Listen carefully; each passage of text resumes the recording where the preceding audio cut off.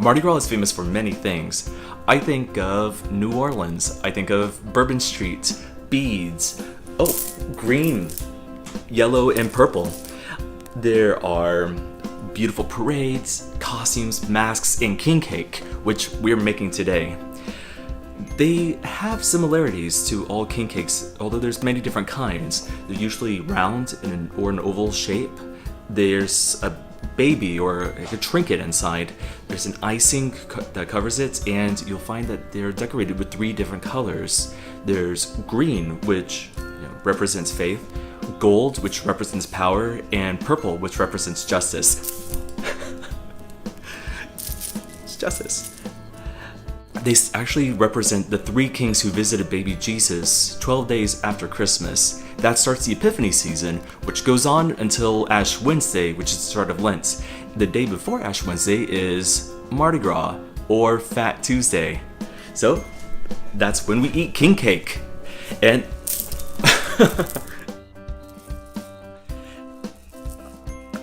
show me your bakes.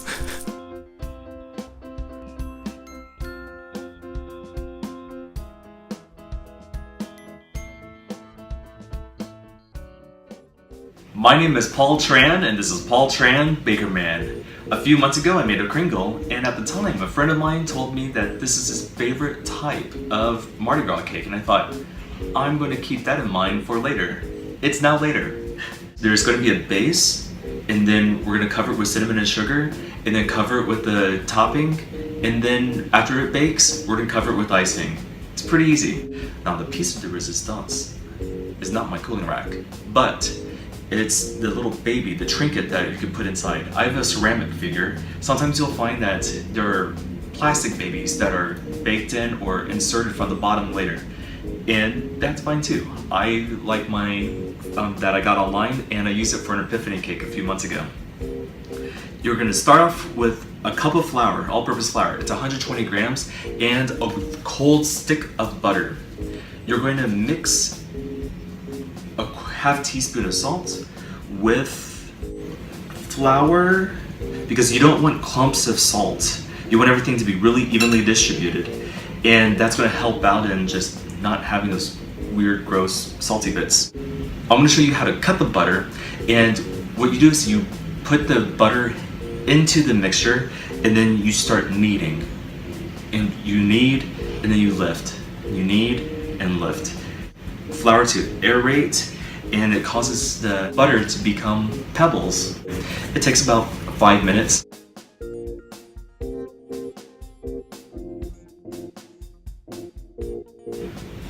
That is looking really nice. My flour is aerated. There's really nice chunks of butter throughout it, and it's kind of a yellow color now. I'm gonna take 2 ounces or a quarter cup of cold water to try to keep that butter cold still, and put that in. I'm gonna mix it to where it becomes just combined. So I don't want to mess with it too much, but I want to make sure that the water is completely mixed with the butter all together. It actually helps if you have a little bit of water onto the side and just keep your fingers wet. From here, what I'm going to do is I'm going to take this and start laying out a track. This is the very first layer. You're going to want this oval shape to be about 10 inches by 8 inches. So about 10 inches long, 8 inches across.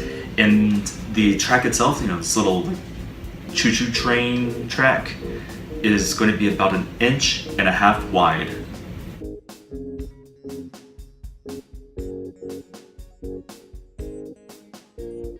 Okay, my oval's looking really good. Just to finish off, I'm going to use my spatula to just evenly brush it, and it's nicely flat. You can see.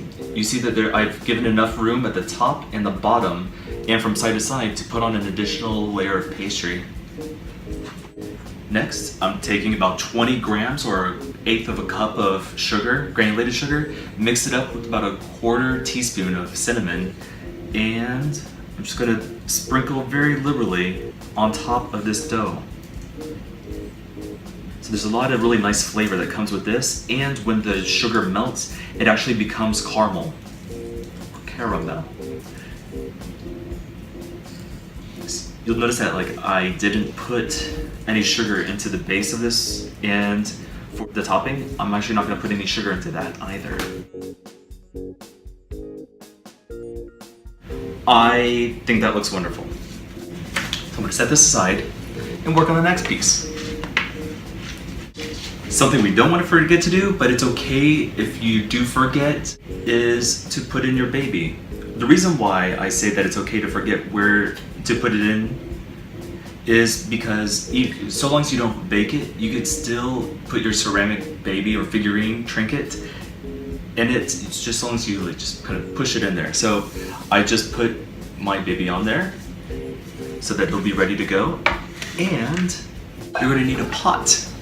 Another cup of water, about 240 milliliters. That's 8 ounces, good to know. Another cup of all-purpose flour, that's about 120 grams. And another half teaspoon of salt. And more butter. So this is another stick of butter, 8 tablespoons or 113 grams. Put in your butter, your water, and your salt into the pan, and then put that over heat. You're gonna wanna melt the butter fairly quickly. I actually need to set my oven to 350 degrees. Now I added an entire stick of butter instead of cutting it up just for dramatic effect, so we got that time-lapse video. Before the butter completely melted, I took it off and just using the ambient heat from the boiling, almost boiling water, very hot water, careful don't touch it, just to finish off the melting so I don't evaporate too much of the water. Take the flour. I'm gonna set this down. Take the flour. Set that in.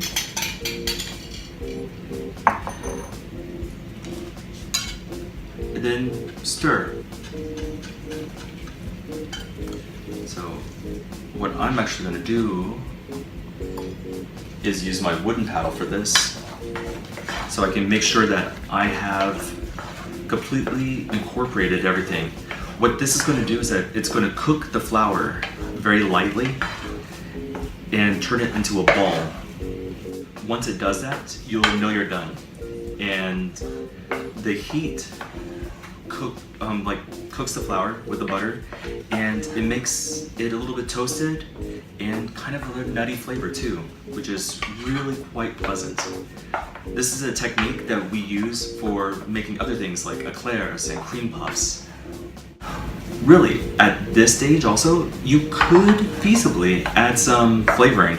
If you had some like rum flavoring, or you want to add some almond, you could do that. And you can be as creative as you want. I'm not gonna do that, and check that out. It's basically a ball. So while it's hot, I'm gonna add eggs. Now, the thing that we have to be careful about the eggs is that we don't cook or scramble the egg when we put it in. So I'm gonna add 1 egg at a time. In doing this, I'm gonna be very carefully changing the temperature of your mixture altogether, and just slowly cooking it in. But you don't want it to scramble, so that's why I pulled out the whisk again. And then very quickly start stirring. So I want it to be well combined before it has a chance to actually harden up into like egg whites or cooked yolk, because that's kind of gross, right?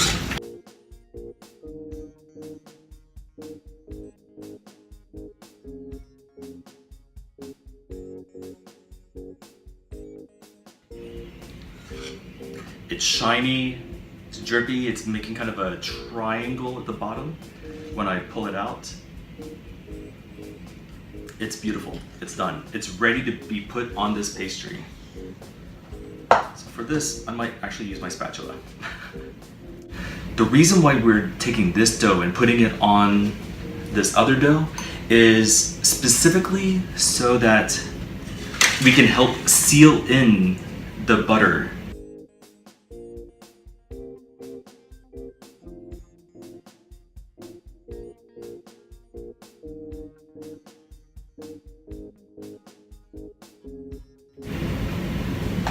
I think that looks great.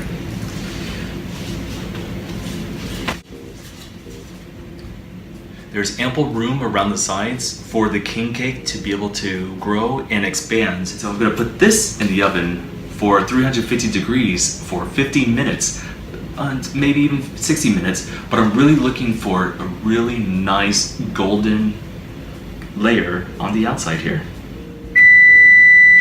The oven's ready.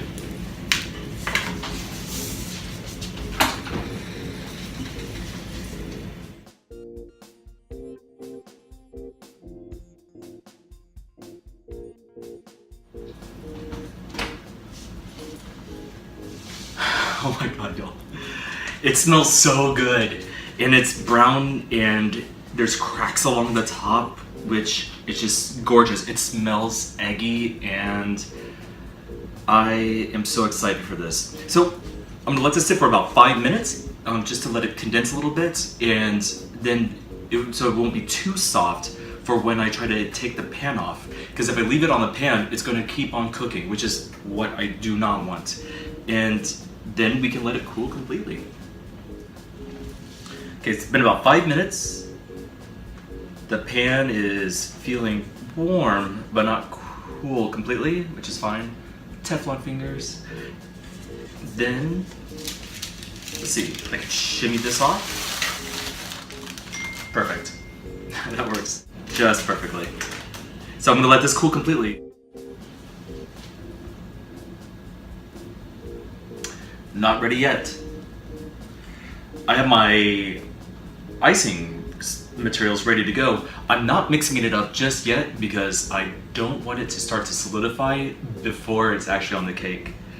The reason why I'm not actually putting it on the cake right now while it's still just a little bit warm or even just hot is because the icing will actually absorb into the cake. It makes it really soggy. It's not good at that point. But what I will do right now is I'll actually slide the parchment paper out from under the cake. It's like magic, sort of. Less impressive than magic. And I'm gonna take this pan and put it underneath the king cake. So I probably gotta wait another 10 or so minutes.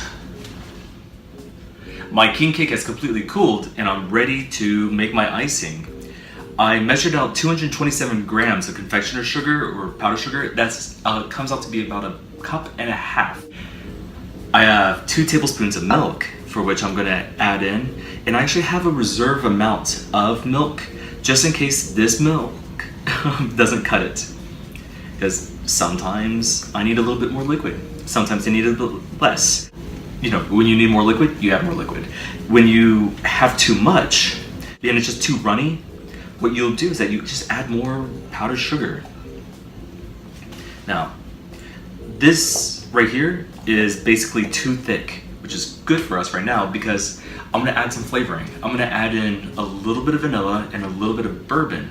Rum is good in this too, but it's altogether it's gonna equal about 1 tablespoon. So I did about a teaspoon and a half of each.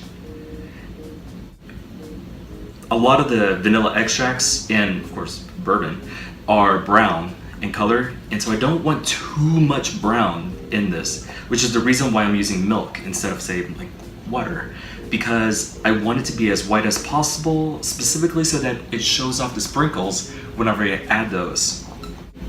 I'm gonna add just a touch more milk, like I was afraid that I would need. I can actually smell the vanilla and bourbon really nicely. That's tasty. You don't have to use any alcohol at all. You could just use vanilla. So this is looking like it's basically done. Whenever I go back and forth, I can see that the ribbons I'm leaving are just leaving little trails that melt back in just after a few seconds. I'm just gonna drizzle it around first.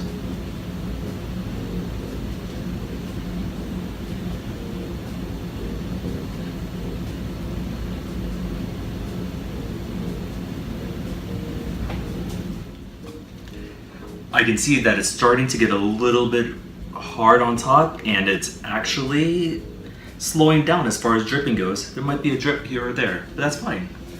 So I have gold, green, and purple sprinkles. What I'm gonna do is 6 chunks, just alternating the colors. So each of these colors will be on here twice.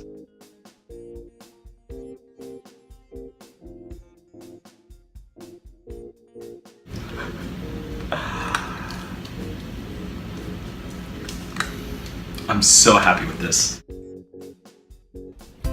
Give this video a like, subscribe on YouTube, Paul Tran Baker Man, and also leave a comment. I really want to know how you celebrate your joie de vivre and celebrate Mardi Gras. What was your favorite? Or do you have some upcoming plans that are your favorite? Leave a comment. Also, you can email me at paultranbakerman@gmail.com. You can find me on Facebook at Paul Tran Baker Man, so you can like my page there. And you can tweet at me at ptranbakerman. Also, I guess I do have a Tumblr, which I do post to, at Paul Tran Baker Man.